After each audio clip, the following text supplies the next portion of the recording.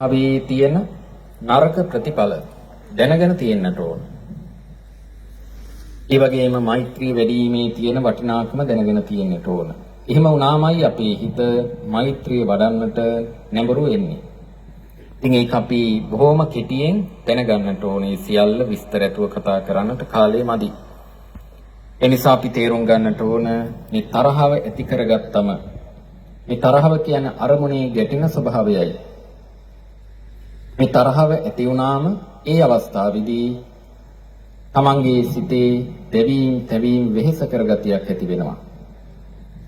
නිස්සය දහනට්ඨේන දාවග්ගීවිය කියලා මේ විදිහට ධර්මයේ පැහැදිලි කරනවා. හරියට මේක ලැබුගින්නක් වගේ තමන්ගේ මේ සිත් පහළ වෙන වස්තුව උන සිත් පහළ වෙන්නේ වස්තු රූපය අසුරු කරගෙන මේ වස්තු රූපේ දෙවීම් තැවීම් නැති වෙනවා. ඒ නිසානේ කේන්ති ගියපු අය කියන්නේ මගේ හදවත පිච්චෙනවා වගේ, කපුව දනවා වගේ කියලා කියන්නේ. ඒ නිසා මේ වගේ වෙහෙසකර තත්ත්ව ඇති වෙනවා දේශය නිසා. ඒ වගේම දේශය ඇති වෙලා තියෙන අවස්ථාවක ගන්න තීරණ වැරදි තීරණයි ගන්නෙ. ඒ නිසාම බොහෝම අලාභහානි සිද්ධ වෙනවා. දේශය නිසා බොහෝ අකුසල් සිද්ධ කරගන්නවා. ද්වේෂය මුල් කරගෙන ප්‍රාණඝාත, අදත්තාදාන ආදී බොහෝ අකුසල් සිද්ධ කරගන්නවා. ඒ නිසාම පසුතැවීම් වලට මුහුණ දෙන්න සිද්ධ වෙනවා. අනිත් අයගේ ගරිහා අපවාද වලට මුහුණ දෙන්නට සිද්ධ වෙනවා. ඇතැම් විටක පොලිස් නිලධාරීන්ගේ ග්‍රහණයට හසු වෙනවා. ඇතැම් විටක හිරේ විලංගුවේ වැටෙන්නට සිද්ධ වෙනවා.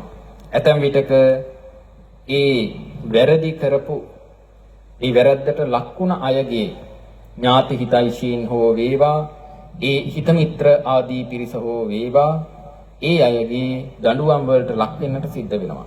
ඇතැම් විටක ජීවිතේ පවා නැති වෙන්නට හේතු වෙනවා. මේ විදිහේ ආදීනව ඉතා විශාල ප්‍රමාණයක් තියෙනවා මේ ද්වේෂයේ කියලා තමන් කල්පනා කරන්නට ඕන. ඒ වගේම මේ ද්වේෂය නිසා මරණාසන්න මොහොතට හරි හැටි මුහුණ දෙන්නට ලැබෙන්නේ නැහැ. දුක්ඛිත විදියට මුහුණ දෙන්නට සිද්ධ වෙනවා. මරණින් මත්තේ අපාගත වෙන්නට හේතු වෙනවා කියලා මේ විදියට ද්වේෂයේ ආදීනව අපි ඉඩ ලැබෙන සෑම වෙලාවක නිතර සිහි කරන්නට පුරුදු කරගන්නට ඕන. ඒ විදියට කරද්දී අපිට මේ ද්වේෂයේ තියෙන හානිකර ද්වේෂය ඇති වෙන අවස්ථා ගාන, වාර ගාන සහ ඒ ඇති වෙන ද්වේෂයේ බලවත් භාවය අඩු වෙන්නට හේතු වෙනවා.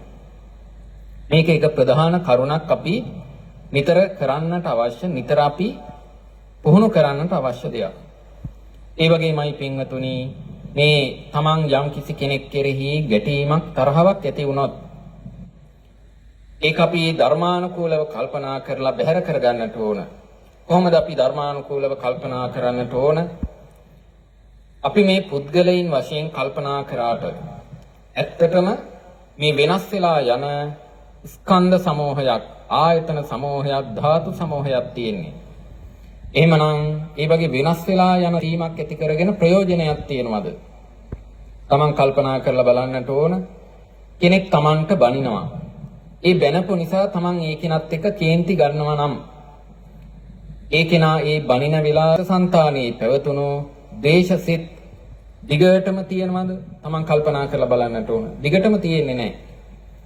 අපි මේ වෙලාවේදී මේ පුද්ගලයා නරකයි කියලා අපි ලේබල් කරගත්තොත්, කෙනෙක්ව තහවුරු කරලා මේ පුද්ගලයා මෙහිමයි කියලා අපි නම් කරගත්තොත්, ඒක බොහොම හානිකර දෙයක්. ඒ නිසා අපි එහෙම කරන්නට සුදුසු නෑ. අපි ධර්මානුකූලව දකින්නට ඕන, ධර්ම වශයෙන් දකින්නට පුරුදු කරගන්නට ඕන, සත්ව පුද්ගල වශයෙන් දකින්න නැතුව. කොහොමද ඒක කරන්නේ? අපි කල්පනා කරන්නට ඕන, ඕනෑම කෙනෙකුගේ චිත්තසංතානයේ ලෝභ, ද්වේෂ ආදී අකුසල් පහළ වුණොත්, ඒ අකුසලය හොඳ දෙයක් නෙවෙයි. ඒ ධර්මය හොඳ දෙයක් නෙවෙයි. ඒ ධර්මයෙන්, ඒ අකුසලයෙන් මතු අනාගතයේ නරක විපාක ලැබෙනවා. ඒ නිසා මේක අහිතකර ධර්මයක්, අකුසල ධර්මයක් කියලා ඒ ධර්මය පිළිබඳව පමණක් තේරුම් ගන්නවා. ඒ වගේම ඒ సంతානයේම අපි හිතමු අපිට බැනපු කෙනාගේ චිත්තසංතානයේම යම් අවස්ථාවක කුසලයක් පහළ වුණොත්, අපි දකින්නට ඕන එහෙමනම් මේක කුසලයක්, ඒක හොඳයි. පුද්ගලයෙක් වශයෙන් නෙවෙයි සලකන්නට ඕන. එහෙමනම් මේ කුසලය නිසා මතු අනාගතයේ යහපත් විපාක ලැබෙනවා. එතකොට මේ අකුසලය කොයිම කෙනෙකුගේ సంతානේ පහළ වුණත් ඒක නරක දෙයක්. ඒකේ නරක විපාකයි ලබා දෙන්නේ. කුසලය කොයිම సంతානයක පහළ වුණත් ඒකෙන් හොඳ විපාකයි ලබා දෙන්නේ. මෙන්න මේ විදියට කල්පනා කරන්නට ඕන. එහෙම නැතිව අපි පුද්ගලයන් වශයෙන් වෙන් කරගත්තොත් ඒකෙන් වෙන හානිය මොකක්ද? අපි කෙනෙක්ව ලේබල් කරගන්නවා, නම් කරගන්නවා මේ කෙනා හොඳ කෙනෙක් කියලා. ඒ කෙනා කොයිතරම් නරක කළත් ඊට පස්ව අපි මේ නරක සාධාරණීකරණය කරනවා. ඒක නරකක් විදියට, වරදක් විදියට දකින්නේ නැහැ. ඒක බොහොම හානිකර දෙයක්. ඒ වගේම ඒක අනිත් පැත්ත. අපි නරකයි කියලා යම් කෙනෙක්ව තීරණය කළොත් ඒ කෙනා කොයිතරම් හොඳ කළත් ඒ හොඳ දකින්නේ නැහැ. ඒ නිසා ඒ විදියට වැරදි ආකාරයෙන් කල්පනා කිරීම වළක්වාගෙන අපි ධර්මයේ කියනවා යෝනිසෝ මනසිකාරය ධර්මානුකූලව සිහි කරන්නට පුරුදු කරගන්නට ඕන. මේ දේවල් වෙනස් වෙන ධර්මතා සමූහයකුයි තියෙන්නේ කියලා අවබෝධ කරගන්නට ඕන. යෝනිසෝ මනසිකාරය කියලා කියන්නේ මොකක්ද? නිච්චේ නිච්ඡanti මනසිකාරෝ, දුක්ඛේ දුක්ඛanti මනසිකාරෝ, අනත්තනි අනත්තාති මනසිකාරෝ.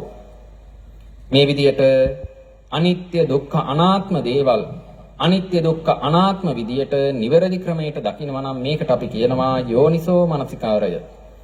අපි එහෙමනම් කල්පනා කරන්නට හොඳ නැහැ. මේ කෙනෙකුට ඇති වුණු සිතිවිලි දිගටම තියෙනවායි කියලා හිතන්නට හොඳ නැහැ. මේ දේවල් මේ විදියට වෙනස් වෙලා යන ධර්ම විදියට දකින්න පුරුදු කරගන්නට ඕනේ. එතකොට අන්න අර අකුසල් ඇති වෙන එක පාලනය වෙනවා. ඒවා දුරු වෙලා යනවා. මේ අකුසල් රඳා පවතින්නේ වැරදි වැටහීම් නිසා. මේ අකුසල් චිත්තසංතානයේ අකුසල් ඇති වෙන්නේ එතකොට මේ නিত্য සුභ සුඛ ආත්ම වශයෙන් දේවල් කල්පනා කිරීම නිසා. ඒක පාලනය වෙන තරමට අකුසල් ඇති වෙන එක පාලනය වෙනවා. ඒ නිසා අපි නිතර මේ විදිහට අනිත්‍ය ආදී වශයෙන් ධර්මතා වශයෙන් දකින්නට කල්පනා කරන්නට පුහුණු කරගන්නට ඕන. ඒ වගේම අපි පුළුවන් තරම් සෑම දෙයකම සෑම කෙනෙකුගේම හොඳ දකින්නට හොඳ පැත්ත දකින්න පුරුදු කරගන්නට ඕන. ඒක සතෙකුගේ වුණත් කමක් නැහැ. තියෙන හොඳක් යහපත් ගුණයක් දැකලා හිත සතුටින් තියාගන්නට, හිත තැම්පත්ව තියාගන්නට පුරුදු කරගන්නට ඕන. ඒ විදිහට කරද්දී අපිට තරහව දුරු වෙලා යනවා. ඒ වගේම අපි ඉඩ ලැබෙන සෑම අවස්ථාවකම නිරන්තරව ඒ අකුසල් වල ආදීනව විස්තර කරන, මේ තරහවේ ආදීනව විස්තර කරන, මෛත්‍රියේ වටිනාකම විස්තර කරන සත්පුරුෂයින්ව ඇසුරු කරන්නට ඕන. ඒ විදිහට කරද්දිත් අපිට තරහව දුරු කරගන්නට පුළුවන්. ඒ වගේම අපි තමන්ගේ කර්ම විපාක පිළිගන්නට ඕන. මේ තරහ ගත්තොත් ඒකෙන් හානිය වෙන්නේ තමන්ටයි. තව කෙනෙකුට පහර දෙන්නට කියලා, හානියක් කරන්න කියලා හිතලා රත්තුණු යකඩයක් අනවා. කාගේ අතද ඉස්සරළම පිච්චෙන්නේ? තමන්ගේ අතයි පිච්චෙන්නේ. අනික් කෙනා පිච්චෙන්නට පෙර ආතුව තමන්ගේ අත පිච්චෙනවා. අන්න ඒ වගේ මේ ද්වේෂය ඇති කර ගැනීම නිසා තමන්ගේ චිත්තසංතානයටයි මුලින්ම හානිය සිද්ධ වෙන්නේ. ඒකේ ප්‍රතිවිපාක විඳින්නට වෙන්නේ තමන්ටයි කියලා කරන. කේන්ති ගත්තයි කියලා අනිත් කෙනාගේ සීල සමාධි ප්‍රඥා නැති වෙන්නේ නැහැ. ඒ වෙනුවට තමන්ගේ සීල සමාධි ප්‍රඥාවන් පිරිහෙනවා. ඒකෙන් තමන්ටයි අනර්ථය වෙන්නේ, තමන්ටයි අපාගත වෙන්නට වෙන්නේ කියලා හිතලා තරහව දුරු කරගන්නට ඕන. මේ ආදී තව ක්‍රම ගණනාවක් ධර්මෙ පැහැදිලි කරනවා. ඒ කරුණු ඒ පිළිබඳව අවබෝධය තියෙන සිල්වත් ගුණවත් උතුමන් වහන්සේලා ඇසුරු කරලා ඒ කරුණු දැනගන්නට පුළුවන්. ධර්ම සාකච්ඡා කරලා ඒ කරුණු දැනගන්නට පුළුවන්. මේ කරුණු දැනගැනීමෙන් නවතින්නේ නැතිව එදිනෙදා අනිවාර්යෙන්ම තමන් මානසිකාර කරන්නට පුරුදු කරගන්නට ඕන. එහෙම නැතිව මේ ධර්ම දේශනාවක් විදියට අහලා නැවතුනොත් ඒකෙන් ප්‍රතිඵල ලබන්නට අපහසුයි.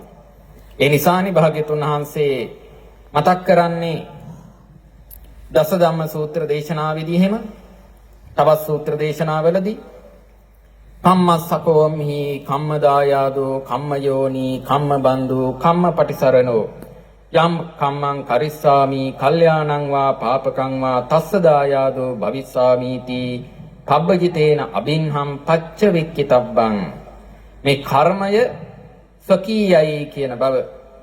කර්මය කරන කෙනාට ඒකේ විපාක විඳින්නට වෙනවා කියන එකයි මේකේ කෙටි තේරුම. ඒ කරුණ නිතර ප්‍රත්‍යවේක්ෂා කළ යුතුයි. නිතර සිහි කරලා බැලිය යුතුයි. ඒක